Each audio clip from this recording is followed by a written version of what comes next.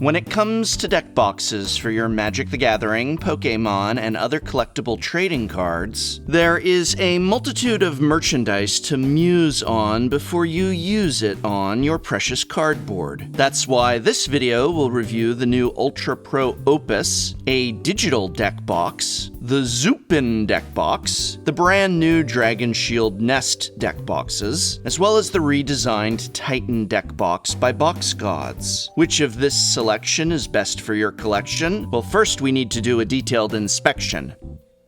And with so many choices, some are better than others. Sometimes by a lot. Let's take a look. Let's begin with the Opus Illuminated Card Chest by Ultra Pro. This large electronic deck box is obviously designed to dazzle, as it is shaped like a book or perhaps even a magical tome. The outside literally lights up and can cycle through 4 different color modes. Nifty.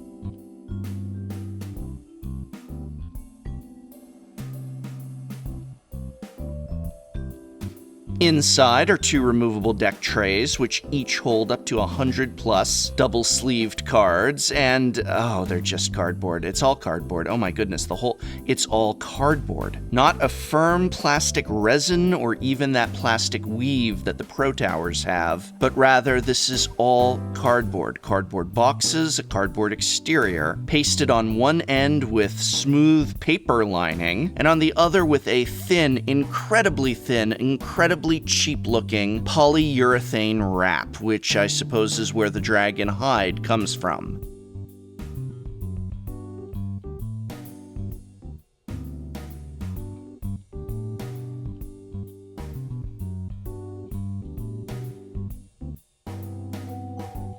The Opus card chest also includes space for a life pad, pencils, pens, tokens, although space is a very generous word, as full-sized life pads such as the Sign in Blood, or even just a rather large pen is not going to fit, to say nothing of things like spin-down dice, etc. I guess what's so shocking about this little pocket being so little is that the tome itself is already large, bulky, and awkward. The exterior is made of a slightly thicker cardboard than the interior boxes, wrapped in that same flimsy polyurethane. It's cheap and it's ugly, but hey, it lights up. That's the only real highlight here, pun intended. The light up aspect of this deck box. It wasn't something I could try out right away, however, because the Opus does not come with a cord to charge itself. It doesn't take disposable batteries, so you can only use the rechargeable built-in battery, but you can't charge it with what it comes with. You need one of those mini USB cables, not even a standard USB, which is more common these days, but we need the mini USB. So I had to go back out to the store to buy one in order to turn on the light. Size is really big here. I can't imagine taking this to the card store for Friday Night Magic. Pros: it lights up.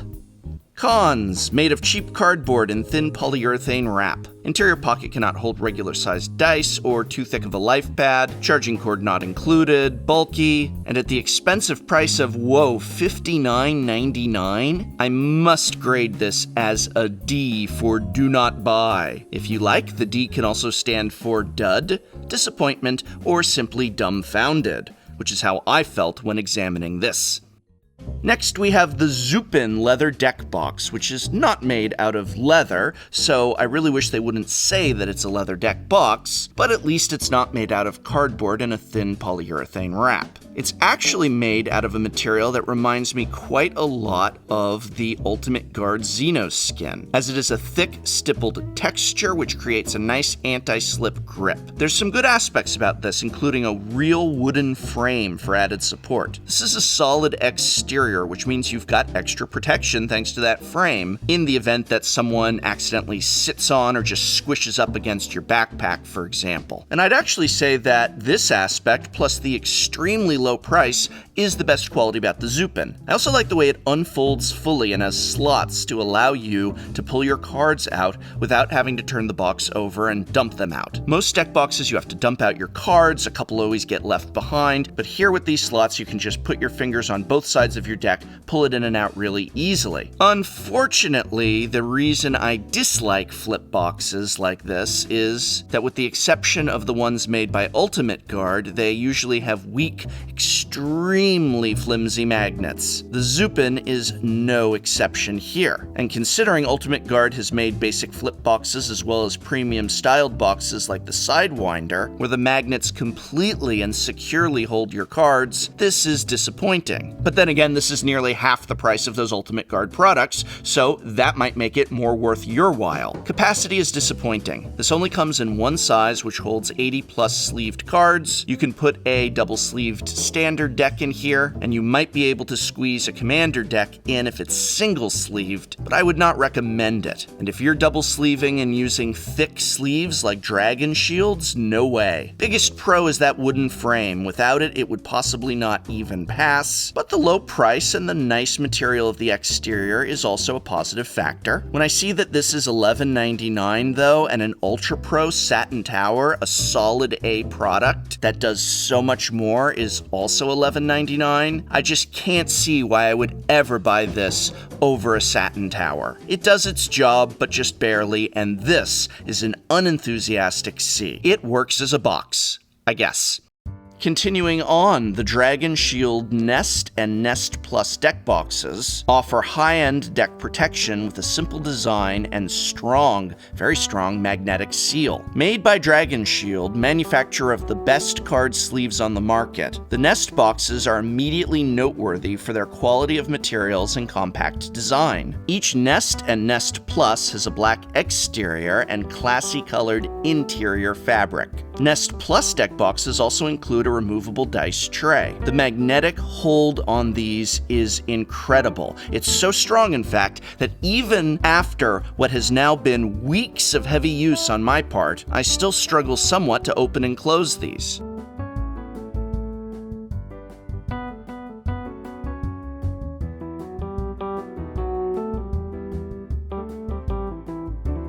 To properly open, locate the two circles on the side of the box and pull each half away from the other. If you just grab this anywhere and start pulling, it's going to be very difficult to open, and you might even accidentally brush the top of the outer compartment against the tops of your cards, which you don't want to do. So make sure you always open these by using the circular indents. And even then, you'll need to really, really pull hard to get these open. Now that's probably a good thing, since the Nest boxes are literally two separate pieces that in no way interlock. No clicks or latches or grooves or hinges. The halves hold together through magnets alone. Did someone say magnets? Here I have my double-sleeved Feldon Commander deck. I am going to shut the Nest, hold it by the bottom compartment, cards are facing down, and give it a shake just to see how tough and how strong these magnets are. I mean, there's nothing else here. It's gonna fall out of my hand before, ow. And again, not touching it. The biggest problem with these is that the magnets are too strong, so the one thing that we don't have to worry about are the two compartments coming undone.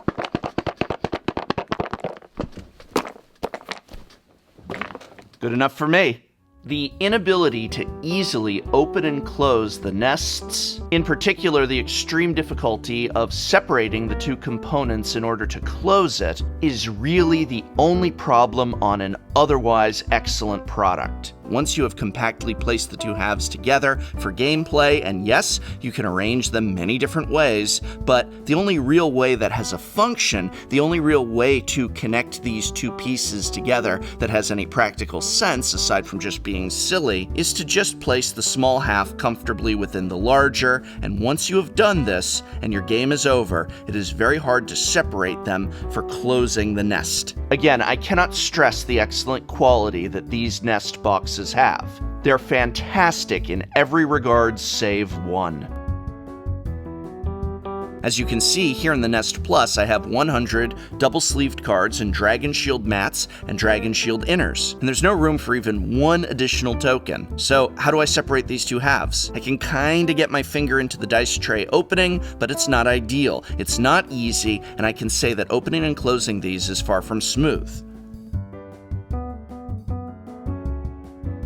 In this nest, I have some room for my finger to grab hold, but what if it were packed with cards? But beyond that, everything else about these is excellent. The materials are high grade, no slip texture with thick, tough exterior that maintains a compact overall design. The inner lining is a beautiful microfiber, aesthetically pleasing colors, and all in all, this is just a fantastic deck box, except for that difficulty in opening and closing. The MSRP for the Nest 100 is $19.99 and the Nest 100 Plus is $30.99 US. I love so much about these boxes, but the open and close issues are problematic. But when that is literally the only con, and I do need to stress it, but everything else is excellent here, I'm gonna say these are an A-.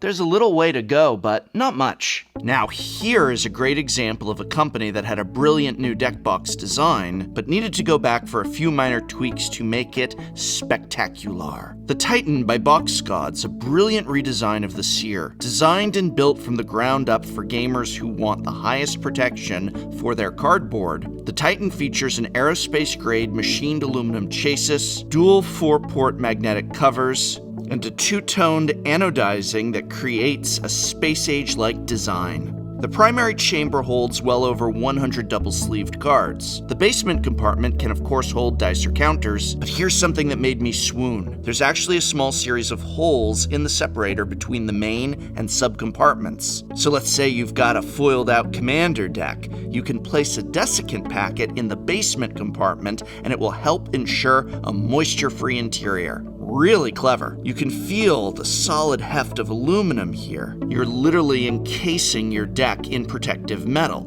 Unlike the Dragon Shield nests, the Titan has machined thumb slots to make opening your box easy. But also unlike the Dragon Shield, the magnets here only go so far. I want to be clear that the magnets are strong on the Titan, but as you'll see in a moment, they still have a ways to go. This is not to say that the lid does not stay on tight, that the Titan cannot be turned upside down and shaken or even lifted up by the lid without coming undone, but the Dragon Shield Nest by far has the better magnets. Perhaps that will be our trade-off. Would you like strong magnets or an ease of opening and closing your box? Magnets are strong, could stand to be a little stronger.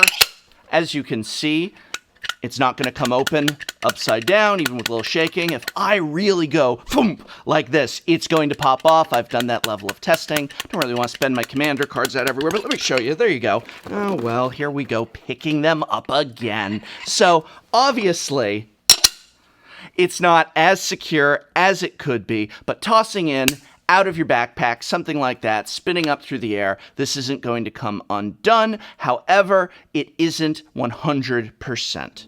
The high-strength chassis is precision machined from structural aluminum with a satin finish to minimize fingerprints. It's smooth and sleek and stays that way. The pros here are numerous. The structural aluminum satin finish holds over 100 double-sleeved cards plus extra room for tokens. Basement compartment can hold dice, counters, but also a desiccant pack. Just describing this thing is to list its pros. The only con, as I demonstrated, is that while the magnets are strong, they're not as strong as we would like. Again, just because I got this to pop open on a shake test does not mean that it's going to be doing so easily. Toss this upside down in your backpack and there's not going to be an issue. But nonetheless, I do have to mark it down for this and it's an A-.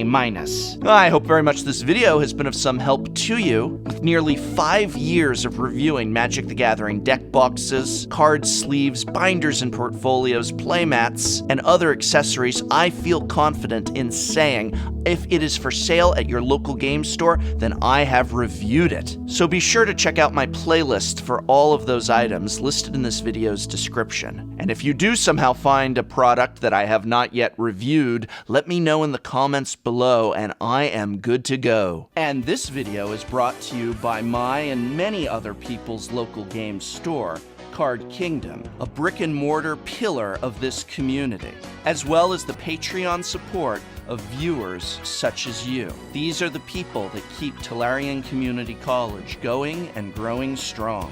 So thank you.